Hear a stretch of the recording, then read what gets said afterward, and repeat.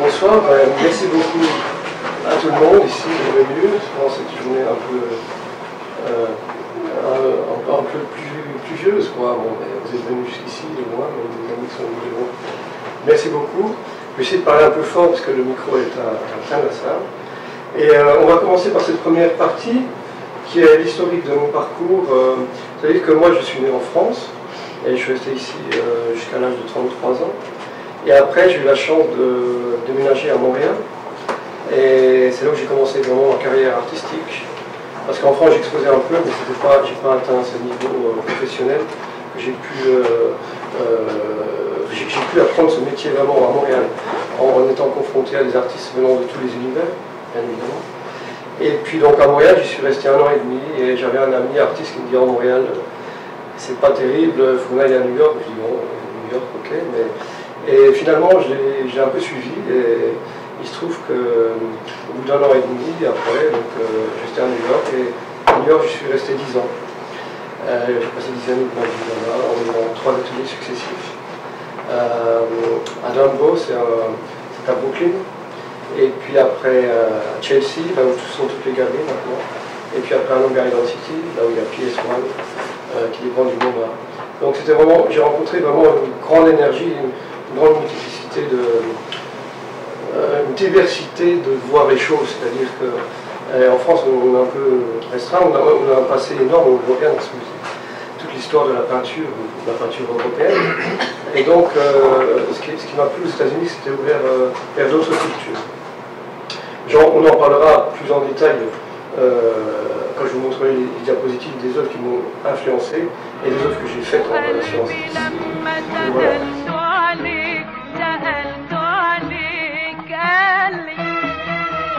Et je voulais parler auparavant de l'Égypte, parce que j'ai fait un voyage aussi en Égypte quand j'étais en France. Et là, j'ai eu comme une espèce de révélation verticale. C'est-à-dire que dans les temples égyptiens, on peut ressentir ce qu'on ressent dans les cathédrales en France quand on est croyant. C'est-à-dire que là, à un moment donné, j'étais dans une cellule de prêtre qui était publique, avec une petite fenêtre au plafond. Et j'étais tout seul dans cette chambre. Et il m'est venu comme une révélation, une espèce de révélation cosmique, c'est-à-dire que c'est-à-dire ce qu'on appelle l'axis maudit. On peut rencontrer une dimension spirituelle que tous les peuples pré-industriels connaissaient et utilisaient ce lieu pour rencontrer les esprits et pour, pas dire dialoguer avec les morts, mais pouvoir faire un voyage cosmique quelque part. Et donc, à ce moment-là, j'étais encore au Beaux-Arts à Besançon, et je suis rentré d'Égypte et j'ai dit, mais là, ça ne se passe pas ni dans les musées, ni dans les écoles. C'est vraiment une expérience physique. C'est une révélation spirituelle. Donc, de là, j'ai commencé à m'intéresser un peu à qu'est-ce que peut être une démarche spirituelle. Et j'ai eu cette révélation également en voyageant au Mexique, dans les grands musées comme le musée d'anthropologie de Mexico, où on voit ces œuvres aztèques et mayas qui ont cette force tellurique, cette force spirituelle, que personnellement je ne ressens pas dans les peintures européennes. Il y a très rares peintures dans lesquelles on peut par exemple sentir une dimension spirituelle très forte chez les primitifs italiens, parce qu'ils avaient une foi en Dieu, et ce qui m'intéresse c'est la foi en quelque chose d'autre, c'est vraiment ça, ce qui m'ouvre.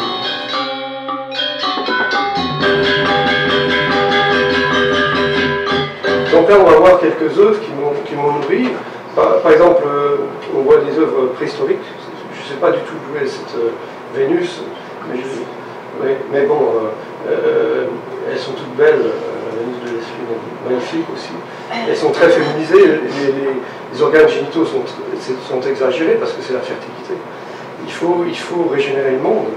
Donc on voit cette Vénus préhistorique. Et après, qu'est-ce que je... Voilà, donc je vais faire un petit dessin de Vénus préhistorique aussi. C'est tiré d'une autre statue préhistorique. Ça, ce sont des sérigraphies que j'ai faites à New York. Première sérigraphie à New York. Voilà. Et ça, j'ai eu la chance d'aller voir la grotte de Peshmerg. Et au plafond de cette grotte, il y a des tracés digitaux. Et ce qui m'intéresse dans l'art pariétal, c'est que c'est une œuvre qui est collective et qui a été faite durant 2, 3, 10 000 ans, on ne sait pas. C'est comme les peintures des aborigènes d'Australie, c'était des grottes qui étaient utilisées pour les rituels. Donc ils initiaient les jeunes et chacun mettait un peu son dessin propre. Donc ce qui m'intéresse, c'est cette compression temporelle. Disons que ce dessin il date peut-être de moins 17 000, et en fait peut-être que c'est moins 17 000 à moins 13 000, je ne sais pas. Puisque les gens venaient visiter les grottes, elles étaient refermées, ils revenaient, c'est comme Lascaux, toutes ces grottes-là. Et ce qui m'intéresse, c'est vraiment de sortir de l'œuvre unique pour entrer dans une œuvre collective, parce que forcément ça a plus de force, enfin pour moi, c'est mon angle. Donc voilà, c'est un peu la... Et j'ai utilisé ce dessin de la gauche de Pechmer pour faire cette œuvre qui s'appelle Suspended Time, qui était accrochée à l'Alliance française de New York. Et j'aime bien cette confrontation entre l'œuvre 20 000 ans, ou à 20 000 ans, et l'œuvre et le lieu contemporain. Et qu'est-ce qu'il y a en commun? C'est toujours le désir, c'est la vie, c'est la régénération de la vie, la volonté de vivre, l'envie de vivre. Durant ma carrière, j'ai beaucoup pris de photos dans les musées. Ça, c'est une petite statue qui était au Louvre, une petite statue égyptienne, qui n'est pas très grande, donc on voit que c'est du cuivre avec du plomb, mélangé avec du plomb. Et je trouvais la robe de cette femme vraiment tellement contemporaine, magnifique, le design vraiment fabuleux. Et donc j'ai fait une œuvre sur papier après, comme on voit ici. Et sur cette œuvre, on voit cette statue égyptienne, mais je passe beaucoup de temps à retravailler les images sur ordinateur, parce que c'est pas on scanne une photo, après il faut vraiment que le dessin colle parfaitement avec mon idée et avec l'idée que l'artiste avait de l'œuvre. Et c'est en ce sens que je me sens en grande connexion avec tous ces artistes, ces artisans qui ont réalisé ça. Et derrière la statue, on voit c'est un dessin qui est mono-japonais et qui forme des vagues comme ça. Et ces vagues représentent pour moi l'infini et les ondes du cerveau. Il se trouve que quand on passe de l'état de conscience à zone A ou B, je ne sais plus quelles ondes alpha ou bêta, les ondes du cerveau changent. Et j'ai vu l'autre jour sur internet qu'ils pouvaient enregistrer les ondes du cerveau. C'est fabuleux, ça fait un bruit comme une électronique comme ça. Et donc nous sommes tous des bruits et des vibrations. Donc c'est un peu ça ce qu'on raconte dans cette œuvre.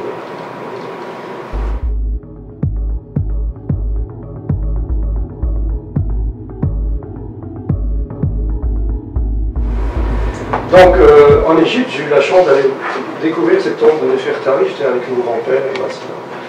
Et donc ce qu'il y a là-dedans, cet univers complètement...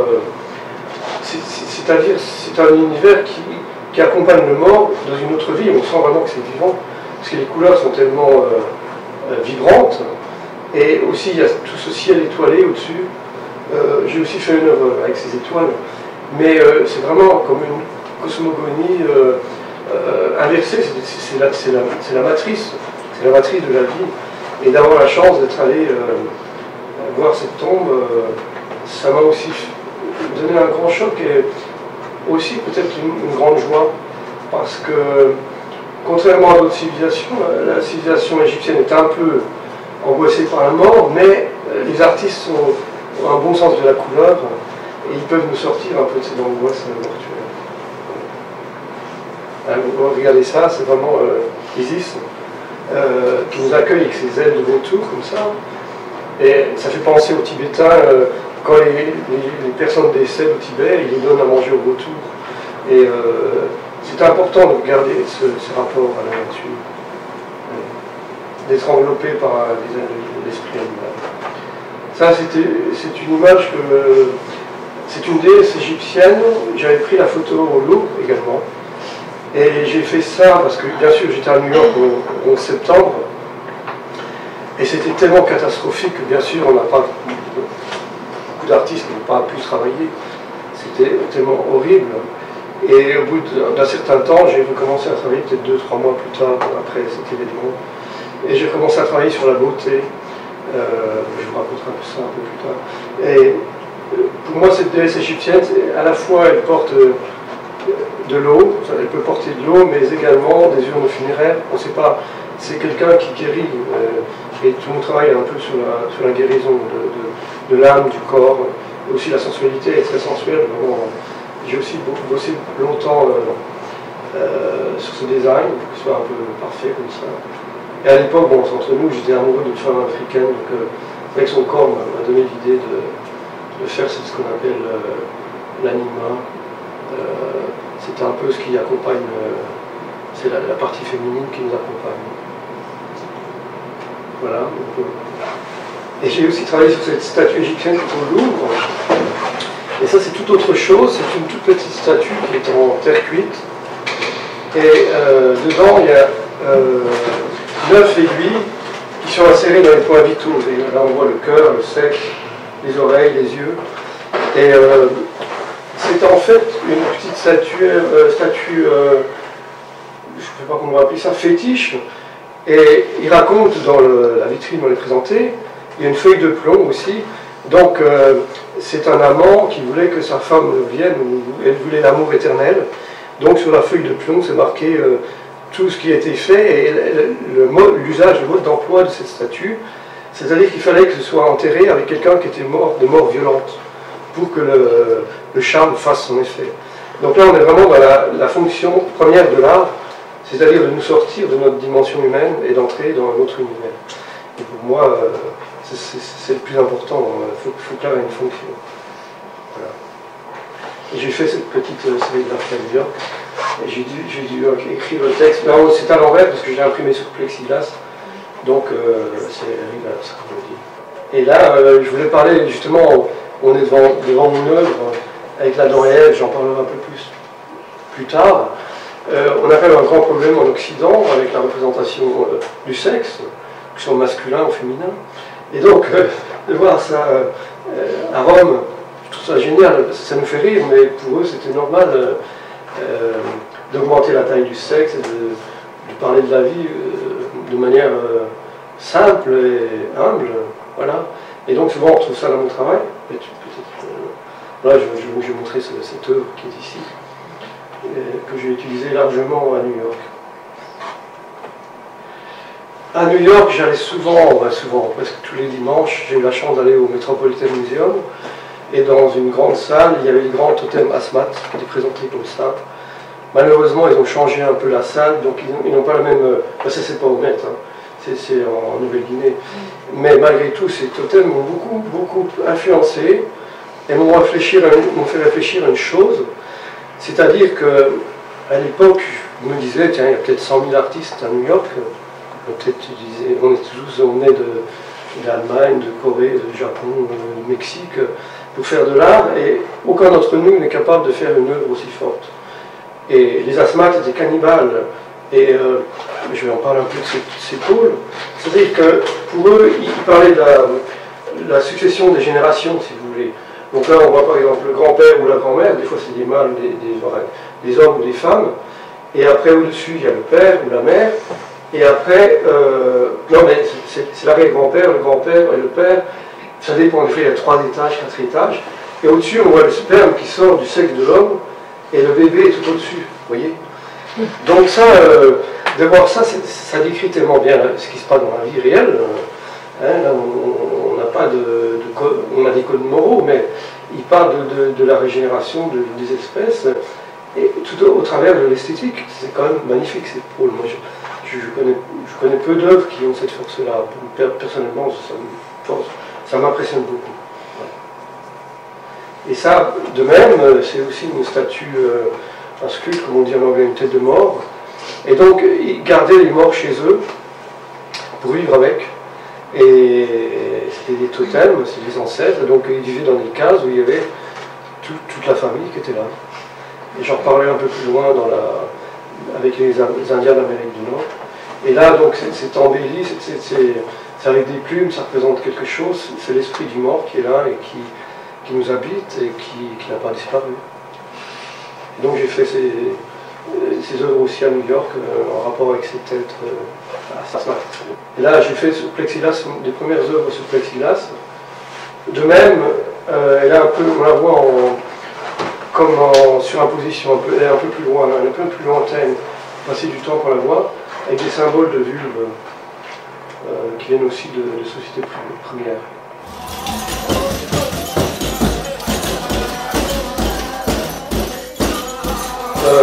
là, il faut que je vous parle des transes chamaniques, parce qu'à New York, j'ai eu la chance de faire des transes chamaniques sous hypnose.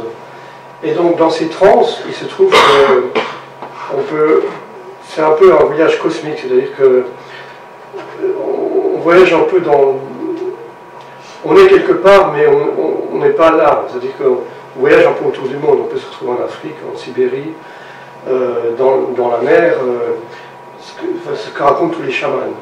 Et beaucoup de fois dans les trans, on meurt. Donc forcément, quand on meurt, il faut qu'on se réveille. Donc il y a des esprits qui vous reconstruisent le corps.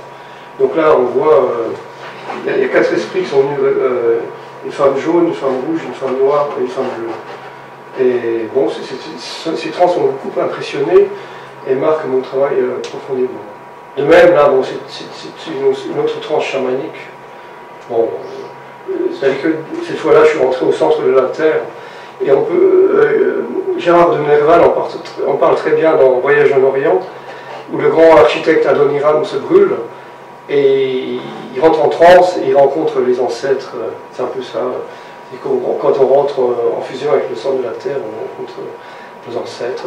Je pense que nous sommes des mémoires vivantes de l'univers. Donc forcément, on a ces mémoires en nous, et les transes chamaniques permettent d'y accéder.